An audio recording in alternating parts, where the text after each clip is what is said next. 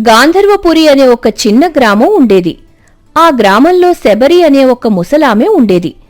ఆమెకు ముగ్గురు కొడుకులకు పెళ్లిళ్లు చేసింది. పెళ్లిళ్లు పూర్తయిన తరువాత అందరూ కూడా వేరు కాపురాలు పెట్టారు. పెద్ద కొడుకు సోమనాథ్, అతని భార్య సుశీల బాగా డబ్బు సంపాదించి అదే ఊర్లో ఒక పెద్ద భవనాన్ని నిర్మించుకున్నారు. అలాగే ఆఖరివాడైన చంద్రం ఇంకా అతని భార్య సరళ కూడా ఊరి చివర పెద్ద ఇంటిని సొంతంగా నిర్మించుకుని ఎంతో వైభవంగా ఉన్నారు. పెద్ద కొడుకు చిన్న కొడుకు ఇద్దరూ బాగా ధనవంతులు. కాని మధ్యలోవాడు రాము మాత్రం చాలా పేదవాడు. అతను అతని భార్య జానకి ఇద్దరూ మధ్యతరగతి జీవితం గడుపుతూ రోజువారీ పనులకు వెళ్లి కష్టపడుతూ ఉండేవారు.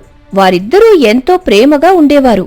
కాని ఆర్థికంగా మాత్రం వెనుకబడి ఉండేవారు. శబరి ఎవరి దగ్గర ఉండకుండా ఒక చిన్న విడి ఇంట్లో ఒంటరిగా నివసిస్తోంది. ఆ వయసులో కూడా ఎవరిమీద ఆధారపడకూడదని ఆమె ప్రతిరోజూ చెరువు దగ్గరకు వెళ్లి చేపలు పట్టి వాటిని అమ్మి తన జీవనాన్ని సాగిస్తోంది. ఒకరోజు శబరి ఆరోగ్యం క్షీణించింది. ఆమె నీరసంగా పడి ఉండడం గమనించి మధ్య ఉన్న కోడలు జానకి పరుగున అత్తగారిని చూడటానికి వచ్చింది.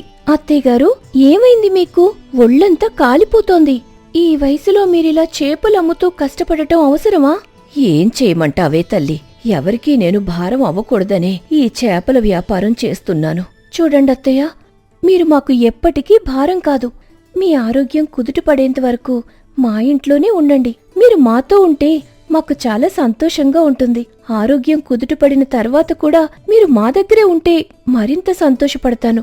ఆమె మాటలకు శబరి మనసు కరిగి ఇష్టం లేకపోయినా తన పంతాన్ని పక్కన పెట్టి రామయ్య ఇంటికి వెళ్ళింది. ఇంటికి వెళ్లిన తర్వాత కొడుకు కోడలు ఇద్దరూ ఆమెను కంటికి రెప్పలా కాపాడుకుంటూ బాగా చూసుకుంటున్నారు. వారి సేవలతో శబరి ఆరోగ్యం త్వరగానే కుదుటపడింది. ఒకరోజు రామయ్య తల్లి దగ్గరకు వచ్చి ఇలా అన్నాడు. అమ్మా, ఇంకా నువ్వు ఒంటరిగా ఉండొద్దు, మాతోనే ఉండు. నీకు నచ్చిన రోజు పనికి వెళ్ళు, నచ్చని రోజు ఇంటి దగ్గరే ఉండు. నిన్ను పనికి వెళ్ళమని నేను ఎప్పుడు ఇబ్బంది పెట్టను. మనం ఉన్న దాంట్లోనే అందరం సర్దుకునుందామమ్మా, సరేనామ్మా? ఆ మాటలకు శబరి సరేనని ఒప్పుకుంది. ఇక అప్పటినుంచి ఆమె ప్రతిరోజూ చేపల వ్యాపారానికి వెళ్లి చేపలమ్ముకొని సాయంత్రానికి ఇంటికి వచ్చేది. వచ్చిన డబ్బునంతా కోడలు జానకి చేతిలోనే పెట్టేది. వద్దత్తయ్యగారు, ఈ వృద్ధాప్యంలో ఈ డబ్బు మీ దగ్గరే దాచుకోండి. ఏదైనా అవసరం ఉన్నప్పుడు అది మీకు ఉపయోగపడుతుంది. అలా అనక తల్లి, ఇప్పటికే మీరిద్దరూ కష్టపడుతూ నా మందుల కోసం చాలా డబ్బు ఖర్చు పెడుతున్నారు. ఈ డబ్బుంటే మీకేదో ఒక రకంగా ఉపయోగపడుతుందని ఇస్తున్నాను, కాదనకండి అని బలవంతంగా ఆ డబ్బును కోడలి చేతిలో పెట్టేది. గ్రామంలో మరోవైపు పెద్ద కొడుకు సోమనాథ్, అతని భార్య సుశీల తమ మేడలోక్లాడుకుంటూ ఉన్నారు. చూసారాండి, మీ తమ్ముడు రామయ్య తెలివైనవాడు. మీ అమ్మగారిని తనింట్లో పెట్టుకుని ఆమె కష్టపడి సంపాదించే డబ్బునంతా వాళ్లే తీసుకుంటున్నారు. మనమేమో అనవసరంగా ఆమెను వదులుకున్నావేమో అనిపిస్తోంది. ఆమె సంపాదనిప్పుడు ఆ పేదవాళ్లకు వెళ్తోంది. అవును సుశీల, మా అమ్మ దగ్గర ఇంకా ఏదైనా దాచుందేమో అని నాకు అనుమానంగానే ఉంది. లేకపోతే రామయ్య అంతాప్యాయంగా ఎందుకు చూసుకుంటాడు? ఇప్పుడు మనం ఎన్ననుకునే లాభంలేండి, ఆమె అక్కడికి చేరిందిగా. ఏదైనా డబ్బులుంటే మీ తమ్ముడు తీసుకుంటాడులేండి. నేను అదే చెప్తున్నాను సుశీల, వాడుదాకా ఎందుకు వెళ్ళాలి? మనమే మా అమ్మని మన ఇంట్లో పెట్టుకుంటే ఆమె కష్టపడే డబ్బు కూడా మనకే వస్తుంది కదా. అయ్యో, అంత త్యాగం మనం చెయ్యాల్సిన అవసరం లేదు. ఎందుకంటారా, మీ అమ్మగారికి సేవలు నేను చెయ్యలేను. వాళ్ళు పేదవాళ్లు కాబట్టి చేస్తున్నారు. అయినా ఆమె ఆరోగ్యం బాగోనప్పుడు మనం ఏమైనా పట్టించుకున్నావా? ఇప్పుడు కనుక మనం ఆమె దగ్గరకు వెళ్లి రమ్మని పిలిస్తే ఖచ్చితంగా ఆమె డబ్బు కోసం మనం వచ్చామని అనుకుంటుంది. ఆ పేరు మనకెందుకు చెప్పండి? ఆమె ఎక్కడ ఉంటే సంతోషంగా ఉంటుందో అక్కడే ఉండనిద్దాం, మనకు అనవసరం అని సుశీల అనడంతో సోమనాథ్ అది కూడా నిజమే అని అనుకుంటాడు. ఇదిలా ఉండగా అటువైపు చివరి కొడుకు చంద్రం, అతని భార్య సరళ కూడా అదే విషయం గురించి మాట్లాడుకుంటున్నారు. చూశావా సరళ, మన అమ్మ రామయ్య ఇంట్లోనే ఉండిపోయింది. రోజువారీ చేపల వ్యాపారం చేస్తూ వచ్చిన డబ్బంతా వాళ్లకే ఇస్తోంది. పాపం రామయ్య ఆర్థిక పరిస్థితి బాలేదు కదా. ఇప్పుడు అమ్మ పుణ్యమా అని వాళ్లకు బాగానే అందుతోంది. ఏంటో అండి మీ మాటలు. అమ్మ అక్కడుంది కాబట్టి సరిపోయింది. ఆ డబ్బు ఏదో వాళ్లకే ఉపయోగపడనివ్వండి. మనం కూడా అమ్మను రమ్మని పిలిస్తే మన సంపాదన చాలక అమ్మ డబ్బు కోసం ఆశపడుతున్నామని ఊర్లో వాళ్లు నవ్వుతారు. ఆ పేరు మనకెందుకు చెప్పండి. అవును సరళ, నువ్వు చెప్పింది కూడా నిజమే. అయినా అమ్మ ఆరోగ్యం బాగాలేనప్పుడు మనం అటువైపు కూడా వెళ్ళలేదు. ఇప్పుడు ఉన్నట్టుండి అమ్మని రమ్మంటే ఆ జానకి రామయ్య మనల్ని ఏమనుకుంటారో? అదే కదండి నేను చెప్పేది. ఆ అమ్మ అక్కడ ఉంటేనే మనకు ప్రశాంతం. ఆమెకు సేవలు చేసే ఓపిక నాకు లేదు, మీకు సమయమూ లేదు. పైగా ఆమె చేపల బుట్ట పట్టుకుని ఇక్కడ తిరుగుతుంటే మన హోదాకు అస్సలు బాగోదు. ఆమె ఎక్కడుంటే మనకెందుకు? మన పని మనం చూసుకుందాం. ఆ భార్యాభర్తలు ఇద్దరూ అలా అనుకుంటారు. రోజులు గడుస్తున్నాయి. అక్కడ కొడుకు కోడలు దగ్గర అత్తగారు చాలా సంతోషంగా ఉన్నారు. కాని ఆమెకు ఒక్కటే బాధ. పాపం వారు సంపాదించినంత డబ్బుని ఆమె మందులకు ఖర్చు పెడుతున్నారని ఆమె మనసులో నిరంతరం వేదన చెందుతూ ఉండేది. అందుకే ఆమె తన మనసులో ఒకరోజు దేవునికి ప్రార్థిస్తూ ఇలా అనుకుంటుంది. భగవంతుడా, ప్రతిరోజు కూడా నేను కష్టపడుతున్న డబ్బును తీసుకొచ్చిస్తున్నా అవి సరిపోవడం లేదు. కొడుకు కోడలు ఇద్దరూ ఎంతో కష్టపడుతున్నారు. అయినా ఎక్కువ మొత్తం నా మందులకే ఖర్చయిపోతోంది. వారు సుఖపడింది లేదు. వారి సంసారం ఎప్పుడూ ఇలాగే ఉంటే వారెప్పుడు పైకెదుగుతారు? పెద్దవాడు చిన్నవాడు మంచి ఉన్నత స్థాయిలో ఉన్నారు. వాళ్ళు నన్ను ఎప్పుడూ రమ్మని పిలిచిందే లేదు. అలాంటి వాళ్ళకి నువ్వు గొప్పగా సాయం చేశావు. మరి మంచి మనసున్న వీళ్ళిద్దరికీ ఎందుకు సాయం చేయడం లేదు? నువ్వే గొప్పగా పెద్ద మనసు చేసుకుని వీరిపై కృప చూపించు స్వామి అంటూ దండం పెట్టుకుని వెళ్తుంది. రోజులు గడుస్తున్నాయి. వ్యాపారానికి వెళ్లే ముందు, వ్యాపారం పూర్తయిన తర్వాత ప్రతిరోజూ కూడా గుడికి వెళ్లి దేవుణ్ణి ఆమె అదే ప్రార్థిస్తూ ఉండేది. శబరి ఎప్పటిలాగే చేపలు పట్టి వ్యాపారం చేస్తూ ఉంటుంది. ఒకరోజు అన్ని చేపలు అమ్ముడుపోయాయి. కాని ఒక 3 పెద్ద చేపలు మాత్రం మిగిలిపోయాయి. అయ్యో, ఈ పెద్ద పెద్ద చేపలు 3 ఎవ్వరూ తీసుకెళ్లలేదు. వృధాగా పడేస్తే డబ్బులు వృధా అయిపోతాయి. నా 3 కొడుకులు కోడలికి ఇస్తే వాళ్ళొక పూట తృప్తిగా తింటారు కదా అని అనుకుని ఆ 3 చేపల్ని తీసుకుని మొదటివాడి ఇంటికి వెళ్తుంది. బాబూ, ఈరోజు చేపలన్నీ అమ్ముడుపోయాయి. కాని ఈ 3 మిగిలిపోయాయి. అందుకే వృధాగా చేయటం ఇష్టం లేక మీకిస్తున్నాను. వండుకోండి, కూర చాలా బావుంటుంది. అతను సరే అమ్మా అంటూ తీసుకుంటూ ఉండగా పెద్ద కోడలు సుశీల బయటకు వచ్చి ఇలా అంది. మీ అమ్మ నీ మీద ప్రేమతో వాటిని అందించటం లేదు. ఎవరూ కొనలేదు కాబట్టి నీకిచ్చింది. అంటే మనకు ముష్టి వేస్తోంది. ఆ ముష్టి మనం తీసుకోవాలా అంటూ కోపంగా చేపను విసిరి కొడుతుంది.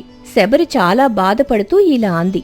అలా కాదమ్మా, నేను మరొక ఉద్దేశంతో తినమని అందించలేదు అని ఏదో చెప్పబోతూ ఉండగా సుశీల విసుక్కుంటూ ఇలా అంది. మర్యాదగా దాన్ని తీసుకుని వెళ్ళిపోండి హా అని భర్తను తీసుకుని లోపలికి వెళ్తుంది. శబరి చేసేదేమీ లేక వాటిని తీసుకుని 3వవాడి ఇంటికి వెళ్తుంది. అతనితో కూడా అదే విషయాన్ని చెప్పి వాటిని అందిస్తుంది. అప్పుడే చిన్న కోడలు సరళ ఇలా అంది.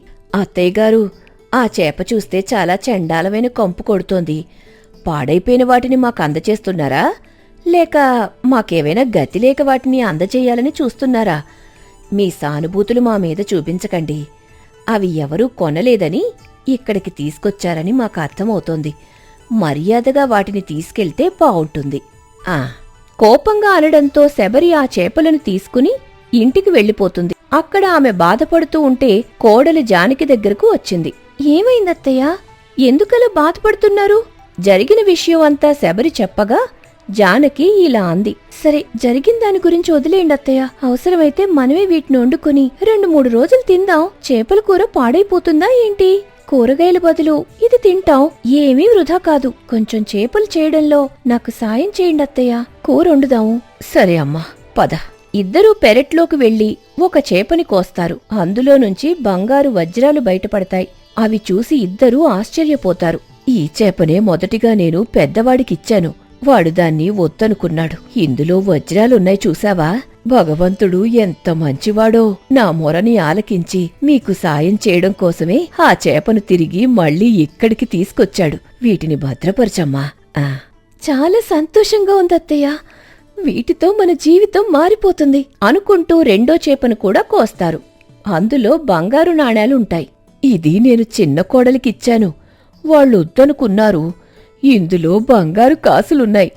భగవంతుడా, నిజంగా నువ్వు గొప్పవాడివయ్యా. ఎవరికి ఏది దక్కాలో అదే దక్కేలా చేశావు.